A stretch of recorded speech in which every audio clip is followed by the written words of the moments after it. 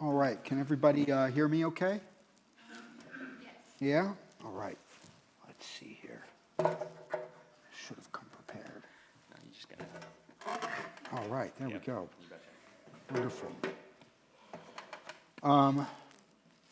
It's wonderful to be here. It's great to be in Iowa. I've been here for about 5 days now. It's my first time, and I'm very impressed. One of the first things I learned after I introduced myself a few times to people is that there's a Brooklyn in Iowa. I didn't know that. So I'm from Brooklyn, New York, and has anybody before tonight heard of Chosen People Ministries? Okay, a few people. Good. All right. I work for Chosen People Ministries. What does that look like? Well, my wife and I and our little son Gideon, he's 2. We live in Brooklyn, and I've lived in New York for 20 years. My wife grew up there, and what I do is a number of things.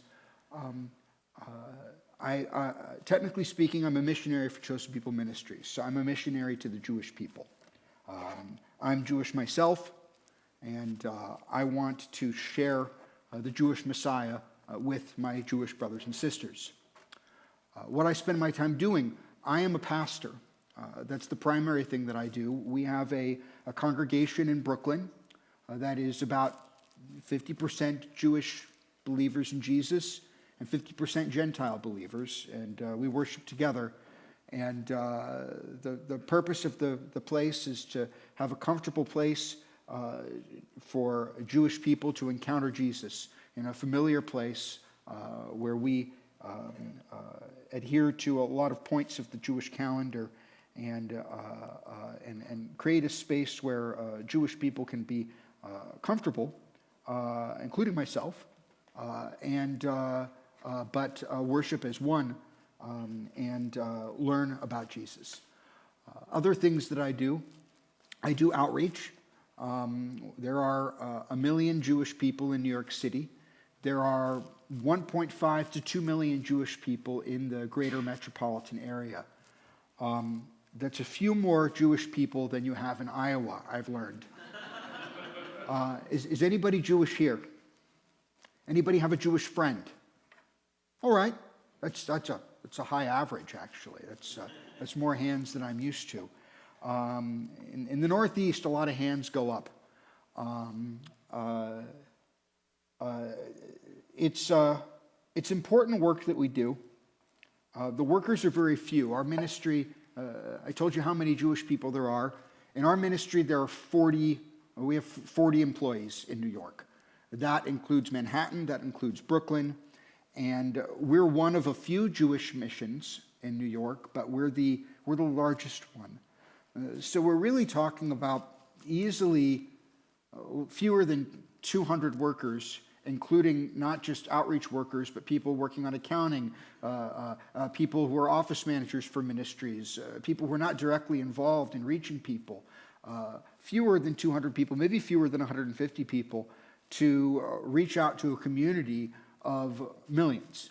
It's a lot of work, and we're a small mission. So I really appreciate the chance to come and talk to you and to raise awareness for what we're doing, and just to let you know that it's very important.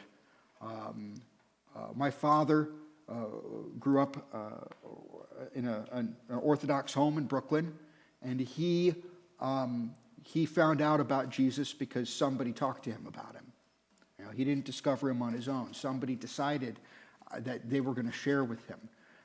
And that's what it takes, and that's what we do. Now, Pastor Anthony asked me to speak about Purim. How many people in this room don't know what Purim is? Great. How many of you were in the Bible study where you're about to read Esther? Okay, great. Okay. You all can help fill in the blanks for all of the other people later on. I won't be able to go into all of the details of Purim, but here's in brief, okay? Purim is a yearly festival that just occurred a few weeks ago. And what it is it is a commemoration of what happens in the book of Esther. Actually, the book of Esther specifically talks about the date for Purim and what it is. What is Purim? It is a celebration of Jewish survival. It is a situation where the Persians had decreed to eradicate the Jewish people throughout the empire of Persia. And because of the heroic acts of Esther, this was prevented. Is anyone in this room not familiar with the story of Esther? Great. So, I want to talk about Purim today in two ways, and this is going to be maybe unusual. I don't think that you've probably heard a teaching about Purim quite like this, or a teaching about Esther quite like this, rather. What I'm going to do is talk a little bit about what Purim means to me as a Jewish person, especially right now in this point of history. And then I'm going to talk about what Purim means for Christians and what Christians can get out of it. Because the book of Esther is not typically talked about in a Christian context. It doesn't have any prophetic passages about the Messiah. In fact, the book of Esther doesn't even mention God one time. So as a Christian, you can look at Esther and you might be able to just look at it and say, well, what does this really have to do with me? And it turns out a lot. We're gonna get into it. I'm going to talk about anti-Semitism. Anti-Semitism is in brief, it's the hatred of Jewish people, but it's more complicated than that. Let me tell you a story. A number of years ago, before I was in ministry, actually before I believed in Jesus, I was at work, and a man and a woman came into my workplace. It's not important, the details of the work. I worked in hospitality. I worked in restaurants. A man and a woman came in, and the woman came up to me, and she asked me my name. And I told her my name was Chaim. And she said, "Oh, Jewish?" And I said, "Yeah." And she said, "I don't have a problem with Jews." She said, "I don't have a problem with individual Jews." And she turned to her friend, her man friend. She said, "Jonathan here is Jewish. It's when the Jews get together that I have a problem." She says, "I am Persian. And in Iran, we know all about the Jews and what they can do if they get together. But I like you," she says. Now, she probably didn't think of herself as an anti-Semite. After all, her gentleman friend was Jewish. But anti-Semitism isn't simple prejudice or racism the way that we think about it in this country. It's a conspiracy theory, okay? And it's a conspiracy theory that sometimes manifests as something that looks like prejudice or it looks like racism. But what it is it's a fear of Jewish power, okay? And that's why it can be difficult to notice it. It can be difficult to notice when you're repeating something that falls along these lines. It can be difficult to notice that you're hearing something like this if you're not attuned to it. A Jewish man named Yair Rosenberg, who writes for the Atlantic magazine, he wrote in an article a few years ago, he said, "Unlike many other bigotries, anti-Semitism is not merely a social prejudice. It is a conspiracy theory about how the world operates." He goes on, "Although many people say they are against anti-Semitism today, they don't understand the nature of what they oppose. And that's part of why anti-Semitism abides." So basically, anti-Semitism is a conspiracy that presupposes that that collectivism among Jewish people, when Jewish people get together, it's bad for society. Why am I bringing this up?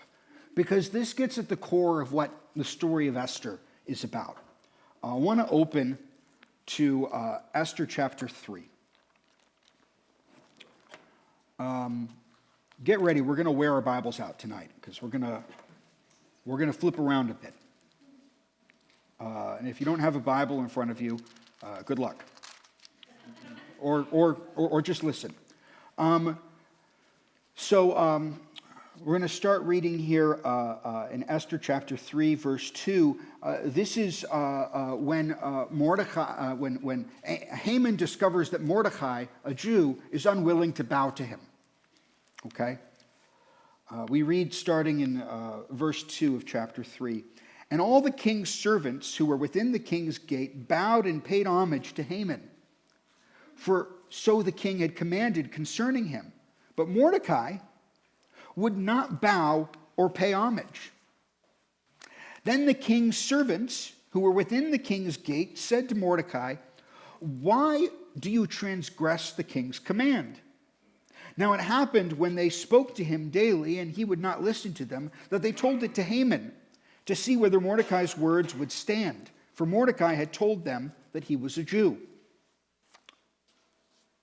When Haman saw that Mordecai did not bow or pay him homage, Haman was filled with wrath. But he disdained to lay hands on Mordecai alone, for they had told him of the people of Mordecai. Instead, Haman sought to destroy all the Jews who were throughout the whole kingdom of Ahasuerus, the people of Mordecai. Verse 8. Then Haman said to King Ahasuerus, "There is a certain people scattered and dispersed among the people in all the provinces of your kingdom. Their laws are different from all other people's laws, and they do not keep the king's laws. Therefore, it is fitting for the king to not let them remain."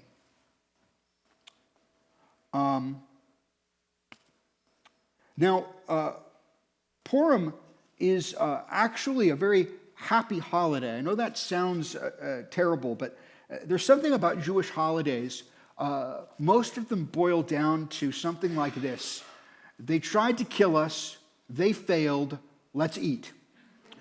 That's what Passover is about, which is coming up in a couple of weeks. And that's what Purim is about. Purim is a festive time where everybody dresses up in costume and you gather and you retell the story of Esther. And when you retell the story of Esther, there's cheering whenever Esther is mentioned, and there's booing whenever Haman is mentioned, and you make all kinds of noise, and it's theatrical and it's funny, and you eat lots of delicious food. It's a party. But in Jewish thought, there is an association between Esther, between Purim, this fabulous, exciting, fun holiday, and the saddest holiday in all of the Jewish calendar, which is the Day of Atonement, Yom Kippur. Okay?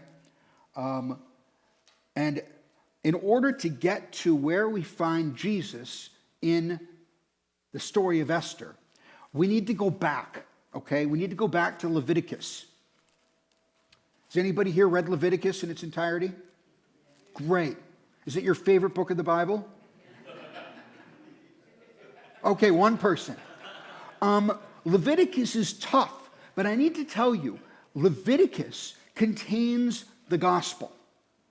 All right? It doesn't look like it. It looks like a lot of rules and a lot of blood and a lot of sacrifices. But when you scratch the surface and you get down into it, it contains the gospel. The whole gospel is foretold in the feasts, in the Moedim, okay, the appointed times. These are the feasts of Leviticus 23, where you have Passover, you have the Feast of Unleavened Bread, the Feast of First Fruits, Shavuot. You have the Feast of Trumpets, which we know is Rosh Hashanah in the modern time. You have the Day of Atonement, Yom Kippur.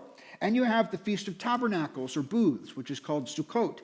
And if you go through, I'm not going to talk about it tonight, but I have a book about it that you can look at.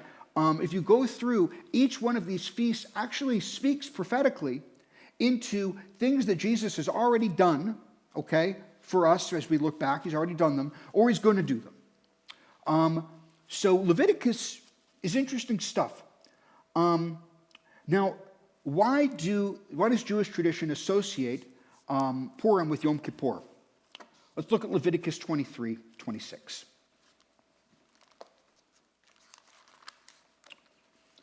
Right? I'm going to read Leviticus 23, starting in 26.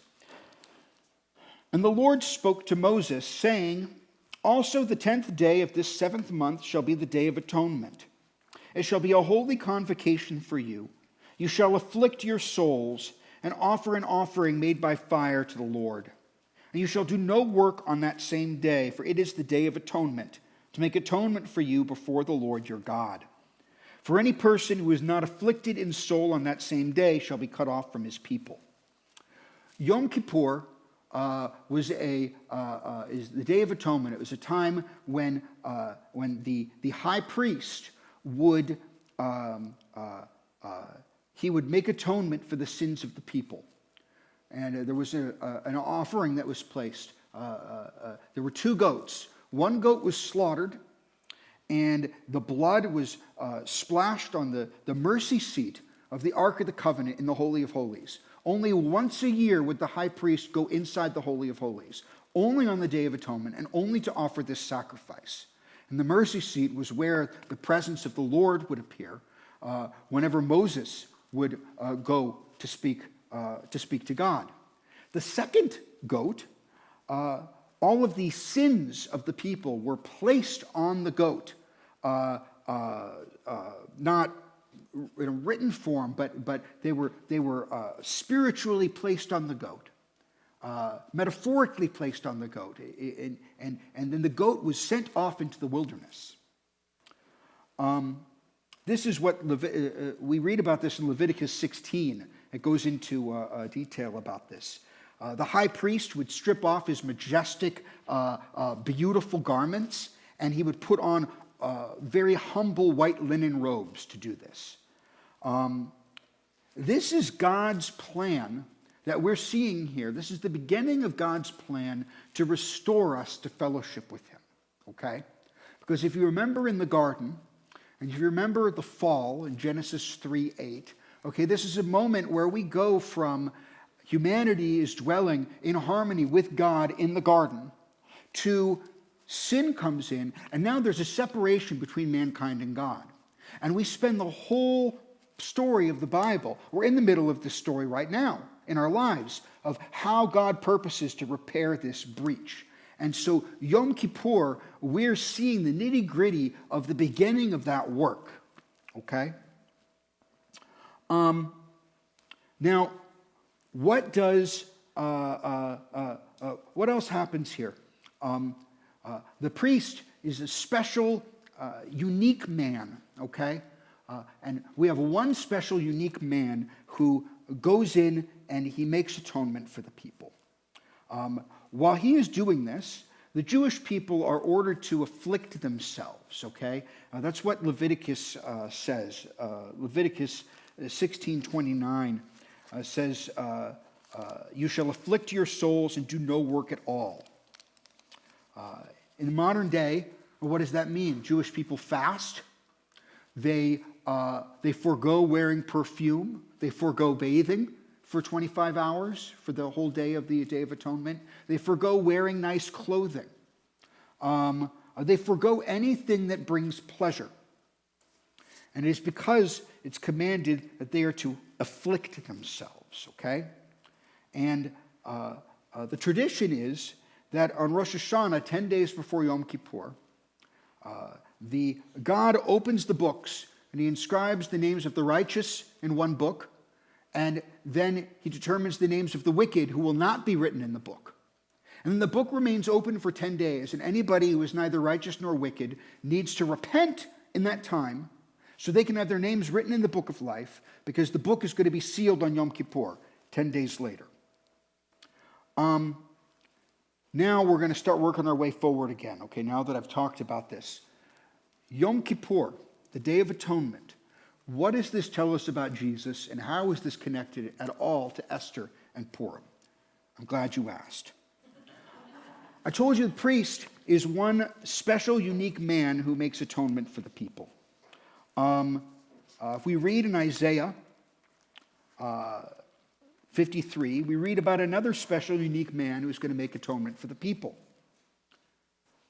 We read Isaiah 53, verse 4, "Surely he has borne our griefs and carried our sorrows, yet we esteemed him stricken, smitten by God, and afflicted.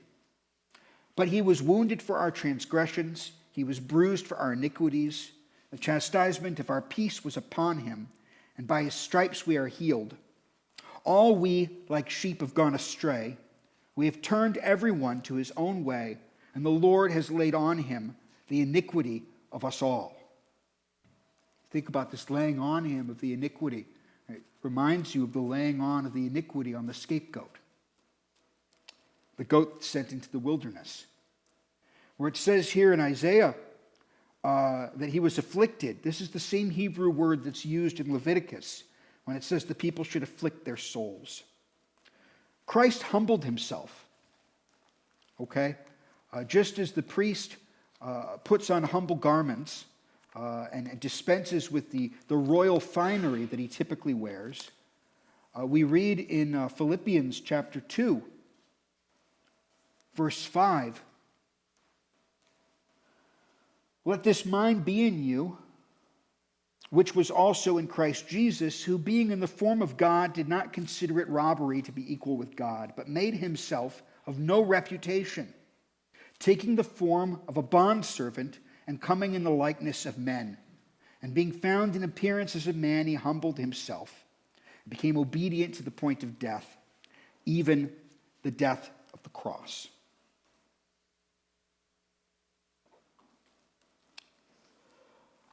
Hebrews goes into detail about Jesus' priestly work. We read in Hebrews 9, "But Christ came as a high priest of the good things to come." This is verse 11. "With the greater and more perfect tabernacle, not made with hands, that is, not of this creation, not with the blood of goats and calves, but with his own blood he entered the most holy place, the Holy of Holies, once for all, having obtained eternal redemption." The high priest had to go in every year. Jesus has to go in to the heavenly Holy Holies one time to make sufficient atonement for all.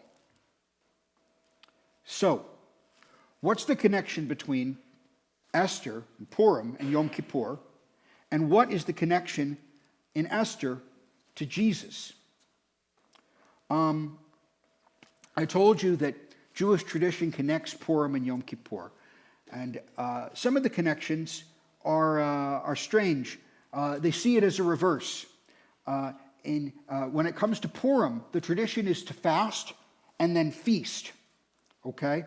On Yom Kippur, the tradition is to feast and then fast. So they see it as a mirror image of the two.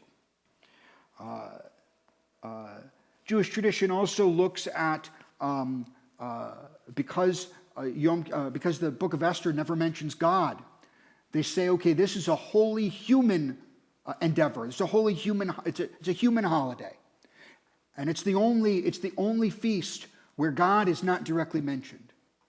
But then Yom Kippur is concerned entirely with God, and so they see that the two are opposites of one another, and that's why Jewish tradition will pair them together. And it's kind of strange.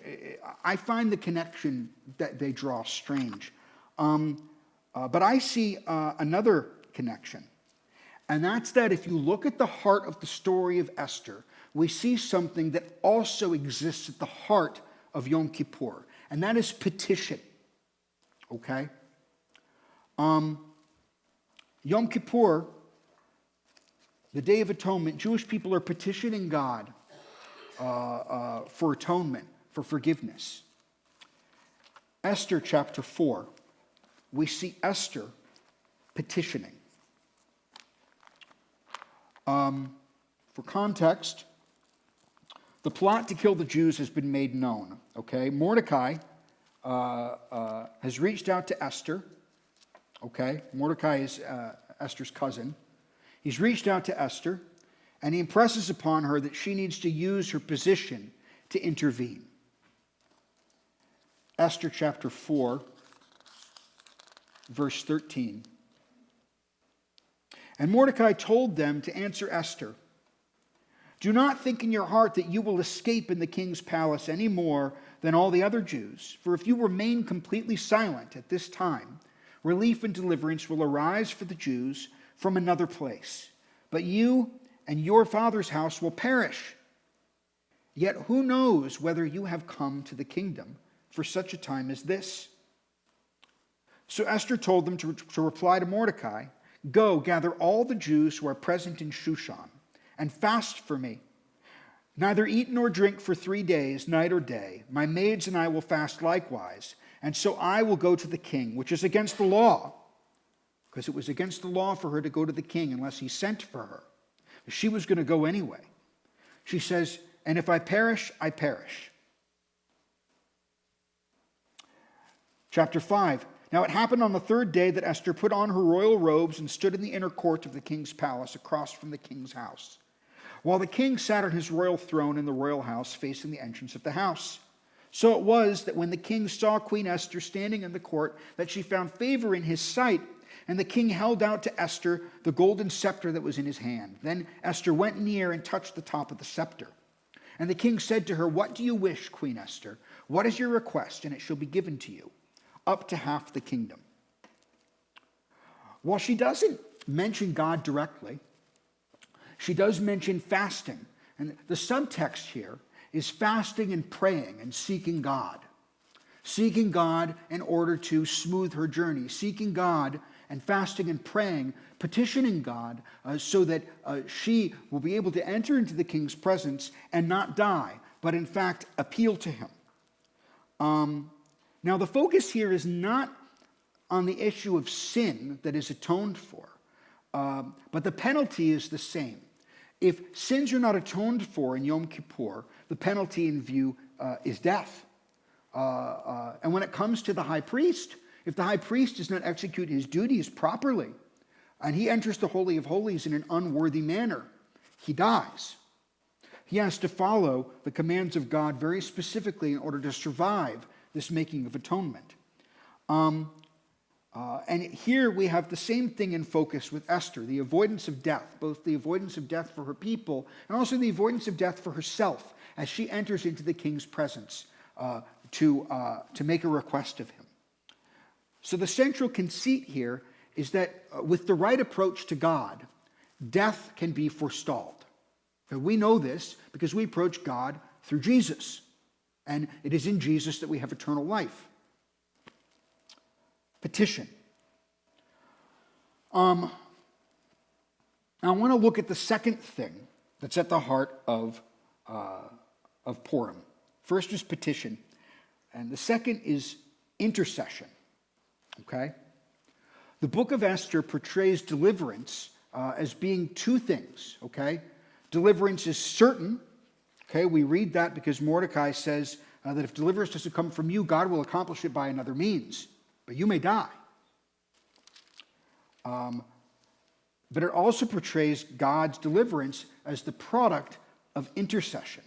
Mordecai seeks deliverance from God as something that is within God's will and inevitable, but he still beseeches Esther to act in order to make this deliverance happen. There's an expected action. Again, chapter 4, verse 14, Mordecai says, "For if you remain completely silent at this time, relief and deliverance will arise for the Jews from another place, but you and your father's house will perish. Yet who knows whether you have come to the kingdom for such a time as this?" Yom Kippur also involves the work of an intercessor.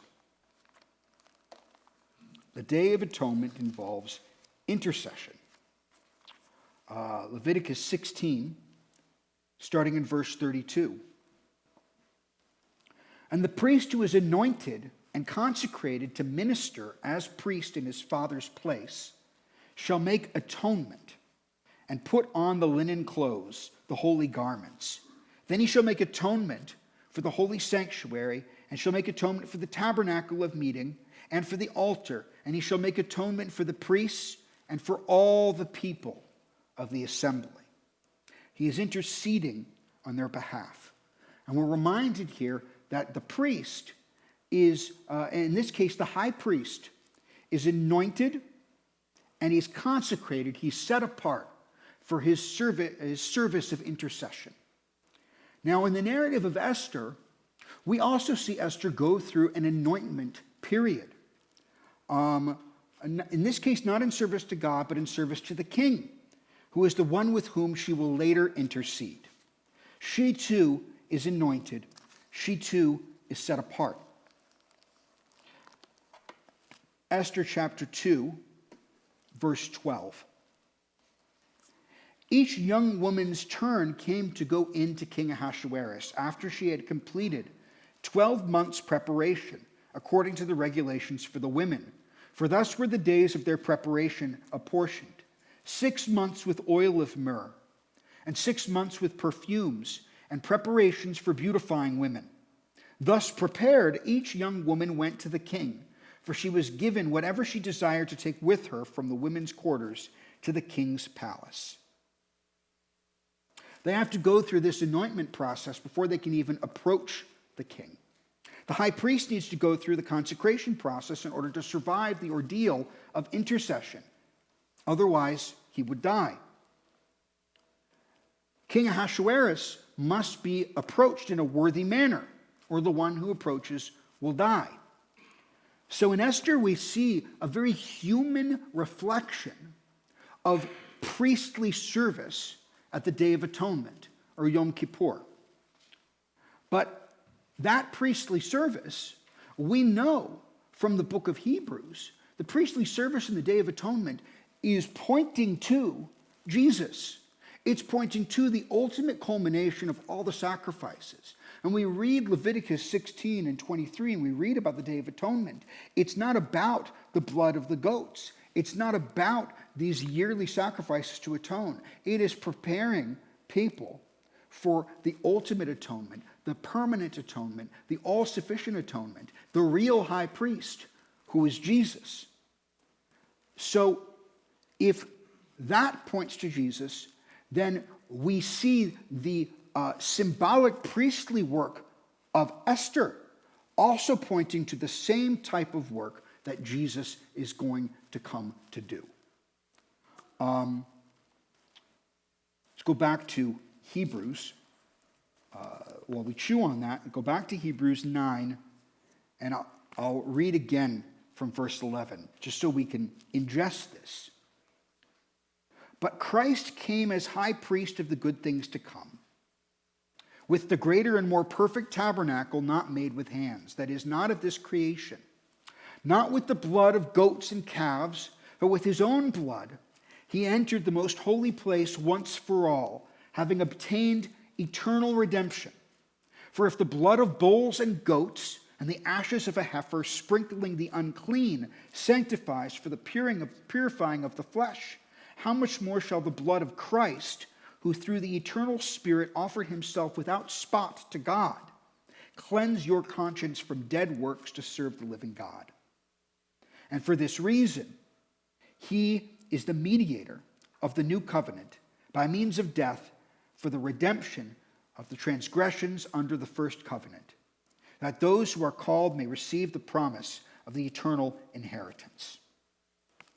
So we see that the high priest does, he consecrates himself and does work of intercession in order to save his people from death. Esther is set apart and does intercessory work in order to save her people from death. And Christ sets himself apart in order to do intercessory priestly work in order to save all of us who believe from death. And that is where I think we see the Day of Atonement in Purim and also Christ. So what do we do? What do we do with all of this? What's our takeaway from this? I'll leave you with these thoughts, okay? First of all, I want to talk about what we as believers should do in the face of anti-Semitism. We should pray. we should always pray, and we should pray for peace. Both peace in Israel, but also peace in this country. Psalm 122, verse 6 says, "Pray for the peace of Jerusalem." And that can cut in many different ways. That can mean many different things. But at the time that it was written, it meant pray for the peace of Jerusalem, the holy city. And we should pray for peace among God's people. First of all, obviously, peace among all believers, but also peace for the Jewish people. If you have Jewish friends, and I saw a few hands go up, you can show your support by just loving them. Love Jewish people who you know. Check in on them. It's a scary time for a Jewish person right now. There's some scary stuff happening, especially in big cities, but it's happening everywhere. It's happening on people's social media feeds. Checking in with your Jewish friends, letting you know that you love them and you support them for who they are, is important. And as you share, as you let the love of Christ shine through you in this, I think you should also consider supporting a Jewish ministry. It doesn't have to be ours, but supporting a ministry that is doing work to get the gospel out to Jewish people. Lastly, in response to this, I'd recommend, and I'm not saying that none of you do this, you probably all do this, but I'm going to say it anyway, appreciate the beauty of the Old Testament, okay? It's the only scripture that the apostles had when they went out to build the early church and to win souls for Jesus. And it worked. It was very effective for them. There is so much in the Old Testament that speaks of Christ. And we just took one look at something, finding him, I think, in an unexpected place. And I hope that as you can see now, hopefully, Christ in the story of Esther, you'll see that he really is on every page of the Old Testament. And we shouldn't sell it short. And the more that we know it, the more we know the Old Testament, and the more that we know how it speaks of him, the more effectively we can speak to Jewish people about Jesus, because these are scriptures that we can agree on. Did anybody get one of these? Before I go, I want to talk about this. I need your help with something. This is what I came to Iowa for, actually. It's in pursuit of a sound. Everybody hold this up? Okay. You see this little white paper right here? Okay? I want you to just fold it back and forth for me, okay? There's a sound that we can make together if we're really effective. The only Iowans who were able to do it were in Sioux City yesterday. And they claimed that it was because there were some Nebraskans mixed in. I don't know. But it's just a chance to show them up. So on the count of 3, I want to tear this paper together. All right? Ready? 1, 2, 3. Not bad. Not bad. Could be better, but not bad. This here, okay, if you take a look at this here, the one with 3 sections here, this is just some information about me, a picture of my lovely wife and our beautiful son when he was much younger. This is about 2 years ago. There's some information on this side about the history of our ministry, about what we do, and what kind of opportunities there are for people who want to get involved. This is yours to keep. This one, on the other hand, this is a way for us to stay in touch. I cannot do this mission work without the help of people like yourselves. And the help comes a number of different ways. Number one, we need your prayers. And if you leave your name and address on here, if you leave your snail mail address, you'll get our monthly prayer letter, which includes areas that we need prayer for and also reports on what's going on in our ministry. And also, you'll receive the monthly Chosen People Ministries newsletter, which sounds boring when I say that, but it's really good, actually. Or if you just leave your email, we can email you the prayer letter, but you'll miss out on the newsletter, which I don't want you to do that. This is also a way that you can support us financially if you feel called to. I would not be here in Iowa if it were not for contributions, people supporting my ministry. I'm a support raising missionary, so my salary comes from people who've chosen to support. And monthly supporters, that is really the foundation upon which I was able to do this. If you would consider becoming a monthly supporter, know that there are fewer monthly supporters than you would think, and it goes a long, long way. So if you want to give, we accept major credit cards. We accept checks made out to Chosen People Ministries. We also accept car titles, children with good teeth. It's a joke. It's a joke. On this side here, if you want to get involved in our ministry, maybe you want to know about volunteer opportunities, or maybe you want to know about our ministry tours to Israel. Any one of these, you can check them, and that'll let us know to pass along information to you as it comes up. And then this last one is really important. I saw a few of you raised your hand, said you have a Jewish friend.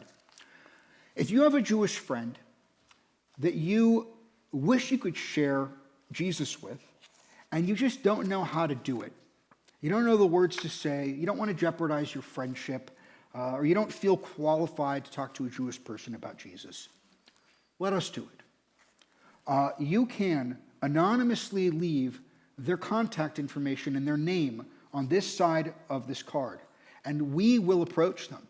We will not implicate you. We're very good at this. No, truly, we're very good at this. We're very successful at this. I know people who came to faith because of anonymous outreach like this. I was actually spending time with a man who came to faith with this kind of approach. I was spending time with him in Sioux City, and he's been a believer now for 40 years. If you want to know that that information is safe, we will keep it, we will guard it, we will approach them in our own way, and you can rest assured that you've done something to share with them. That is the end of my presentation. Thank you so much for your time and for coming and for listening to me. And I'm going to just call Pastor Anthony back up to close things out.